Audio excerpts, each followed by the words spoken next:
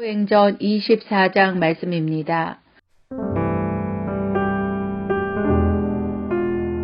5일이 지나자 대제사장 아나니아가 몇몇 장로들과 도둘로라는 변호사를 데리고 가이사랴에 내려왔습니다. 그들은 총독 앞에서 바울을 고소했습니다.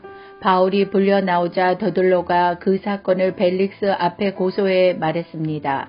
우리는 각하의 다스림 아래서 오랫동안 태평성대를 누리고 있습니다. 각하의 성견 지명은 이 나라의 개혁을 가져다 주었습니다. 벨릭스 각하, 저희는 언제 어디서나 이것에 대해 깊은 감사를 드리고 있습니다. 이제 더 이상 각하께 폐가 되지 않도록 간단히 말씀드리겠으니 각하께서는 관용을 베푸셔서 저희의 말을 들어주시기 바랍니다. 저희가 알아보니 이 사람은 전염병 같은 사람으로 온 세상에 퍼져 있는 유대 사람들 가운데 폭동을 일으키는 사람입니다. 그는 나사렛 이단의 우두머리며 심지어 성전까지 더럽히려고 했습니다. 그래서 저희가 붙잡은 것입니다. 각하께서 직접 조사해 보시면 저희가 고소하는 이 모든 내용이 사실임을 아시게 될 것입니다. 다른 유대 사람들도 이것이 사실임을 주장하며 이 고소를 지지했습니다. 총독이 바울에게 말하라고 손짓하자 바울이 대답했습니다. 저는 각하께서 몇 년 동안 이 나라의 재판관이셨던 것을 알고 이제 기쁜 마음으로 제 자신을 변호하고자 합니다. 제가 예배를 드리러 예루살렘에 올라간 지 12일밖에 되지 않은 것을 각하께서 조사해 보시면 쉽게 아실 수 있습니다. 저를 고소한 사람들은 제가 성전에서 누구와 언쟁을 한다거나 회당이든 그 밖의 도시 안 어떤 곳에서도 군중을 선동하는 것을 본 일이 없습니다. 그러니 그들은 자기들이 지금 고소한 내용을 각하께 충분히 증명할 수 없는 것입니다. 그러나 제가 각하께 이것은 시인합니다. 저는 이 사람들이 이단이라고 말하는 그 도를 따라 우리 조상의 하나님을 섬기며 율법과 애언서에 기록된 모든 것을 믿습니다. 또 이 사람들과 마찬가지로 하나님께 같은 소망을 두고 있으니 그것은 의인과 악인의 부활이 있을 것이라는 것입니다.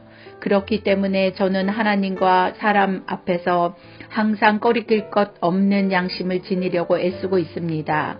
저는 제 민족에게 구제금을 전달하고 예물도 드리려고 여러 해 만에 예루살렘에 왔습니다.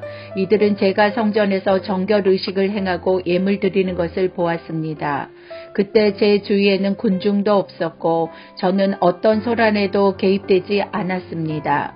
그 자리에는 다만 아시아 지방에서 온 몇몇 유대 사람들이 있었는데 만약 저를 고소할 일이 있었다면 그들이 직접 고소 내용을 들고 여기 각하 앞에 와 있어야 할 것입니다. 그렇지 않다면 여기 있는 이 사람들이라도 제가 유대 공회 앞에 섰을 때 무슨 제목을 발견했는지 말해야 할 것입니다. 저는 다만 이 사람들 앞에 서서 내가 오늘 여러분 앞에 재판을 받는 것은 죽은 사람의 부활에 대한 문제이기 때문이다라고 한마디 외쳤을 뿐입니다.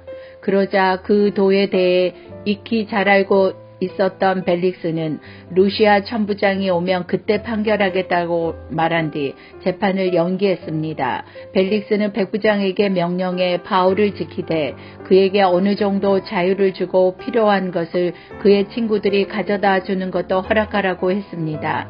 며칠 뒤 벨릭스는 유대 사람인 아내 두루실라와 함께 나타났습니다. 그는 바울을 불러들여 그리스도 예수를 믿는 믿음에 관해 바울이 설명하는 것을 들었습니다. 바울이 정의와 자기 절제와 다가올 심판에 대해 설명하자 벨릭스는 두려워하며 말했습니다. 이제 됐다. 가도 좋다. 내가 편한 시간에 다시 부르겠다. 동시에 그는 혹시 바울이 자기에게 뇌물을 바치지 않을까 하는 바람에서 바울을 수시로 불러들여 함께 이야기를 나누었습니다. 2년이 지난 후 벨릭스의 뒤를 이어 보르기오 베스도가 총독이 됐습니다. 그러나 벨릭스는 유대 사람들에게 환심을 사려고 바울을 그대로 감옥에 내버려 두었습니다. 아멘.